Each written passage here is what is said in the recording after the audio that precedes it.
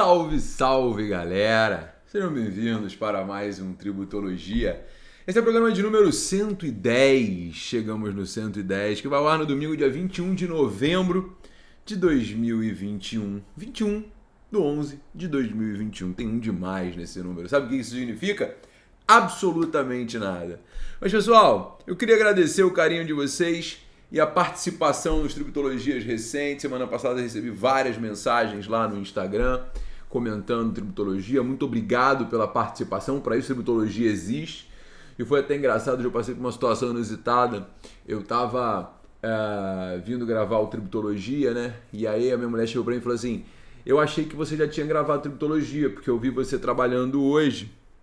E aí eu falei pra ela assim, mas quem disse que gravando Tributologia eu tô trabalhando? Porque na verdade eu não tô trabalhando quando eu tô gravando Tributologia. Esse bate-papo semanal com vocês é algo realmente que muito me deixa feliz.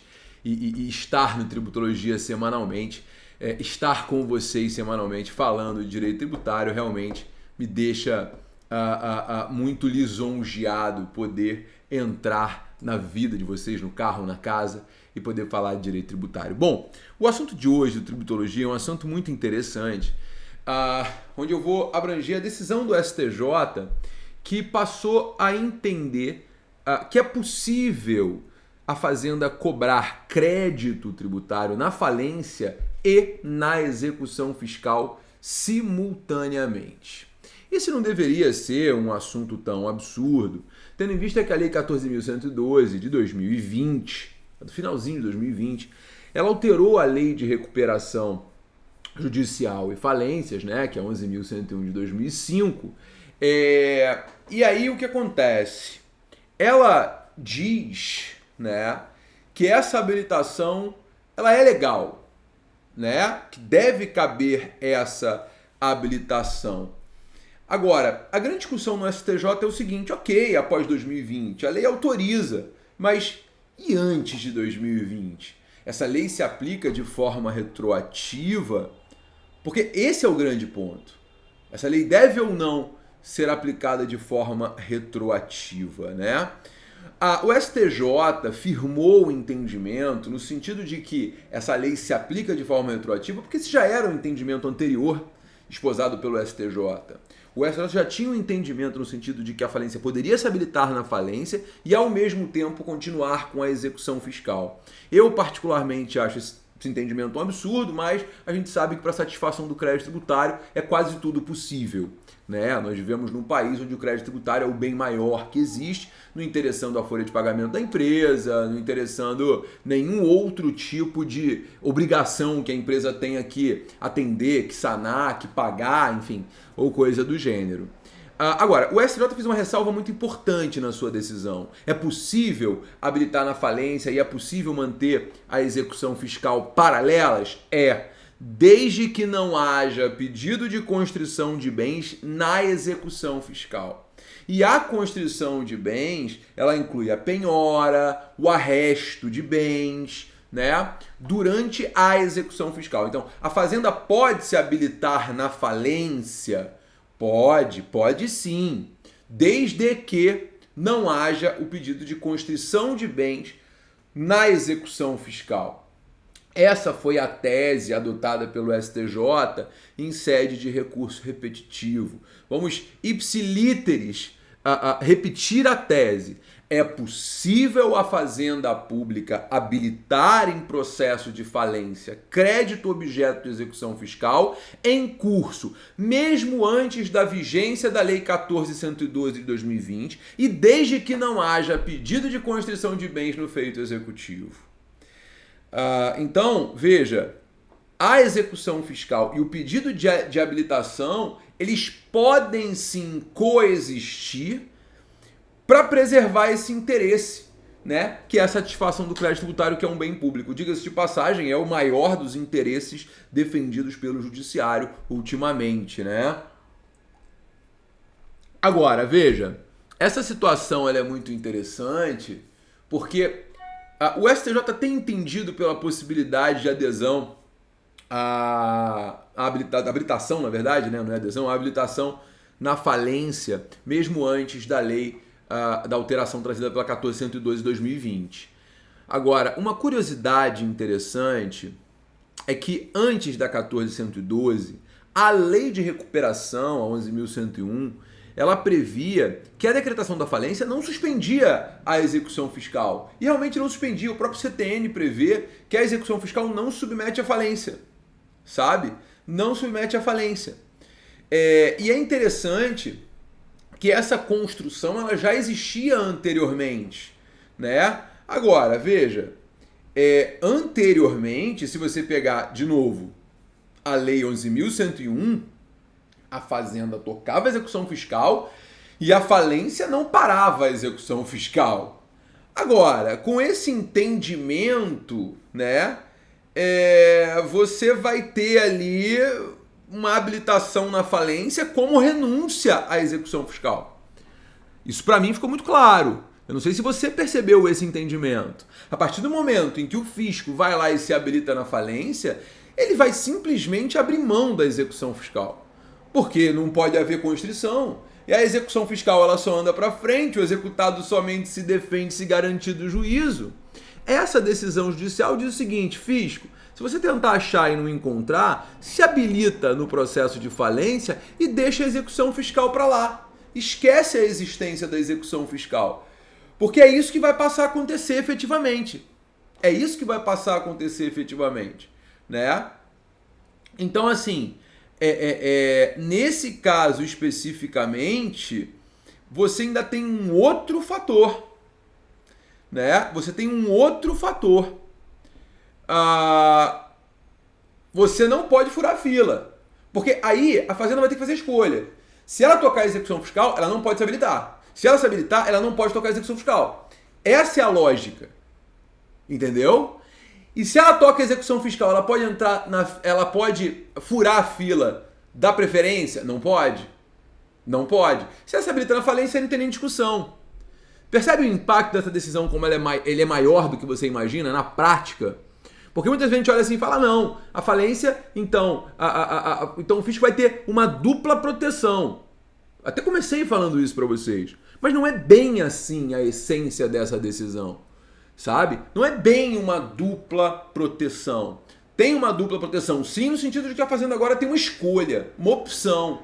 Ou vai para falência, ou vai continuar tocando a sua execução fiscal, que é o rito mais célere e mais favorável. Se for para falência, esquece a execução fiscal. Se for para execução fiscal, esquece a falência. Mas não poderá haver uma furada de fila, né, nesse caminho. Então, não é possível que a Fazenda fure a fila, ainda que a Fazenda continue tocando a execução fiscal. Então, assim, essa é uma decisão muito interessante, muito interessante. Eu, particularmente, acredito que essa decisão, para quem me assiste, né, para quem me ouve aí semanalmente, que atua no processo de falência, ela tem um impacto monstruoso no processo de falência, monstruoso, e nas execuções fiscais, e mais, e eu vou além, né, para quem vai fazer concurso e está me ouvindo aqui no Tributologia, isso é questão de prova demais. Demais, porque é recurso repetitivo, é assunto atual, é um assunto que já vinha sendo discutido e você tem uma aplicação retroativa para um momento anterior à alteração da lei de recuperação de empresas. Então, vale a atenção, tá? Se você quiser anotar, né, os RESPs que foram julgados e resultaram nesse entendimento, são os RESPs de número 1872759 de São Paulo, 1872759 de São Paulo, 1891836 de São Paulo, 1891836 de São Paulo e 1907397 de São Paulo, tá? Só mais uma curiosidade interessante para tocar essa questão da falência, é que há dois pontos aqui que a gente não pode deixar de falar, que foram alterados recentemente, quer seja na jurisprudência, quer seja na alteração trazida pela 14.112, que é uma lei de grande impacto na recuperação judicial, principalmente em matéria tributária, né?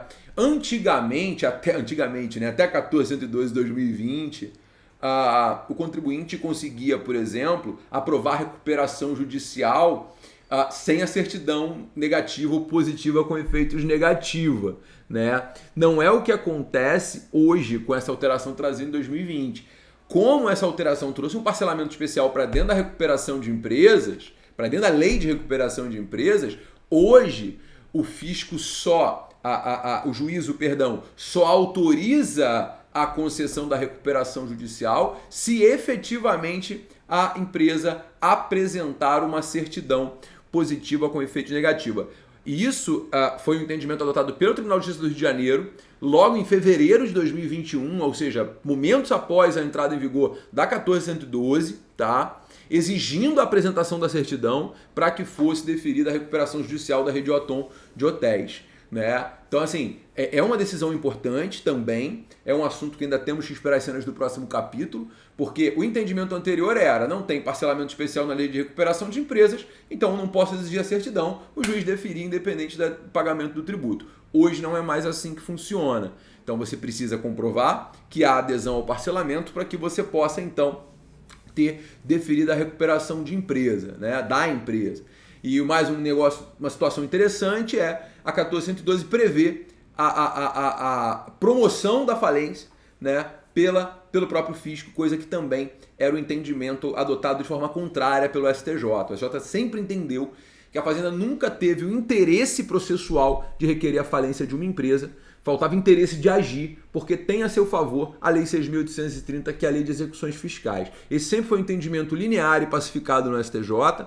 A 14112 traz essa alteração, permitindo a possibilidade de requerimento de falência por parte do fisco, tá?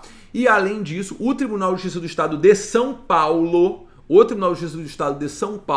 tem uma primeira decisão proferida em 2021, tá?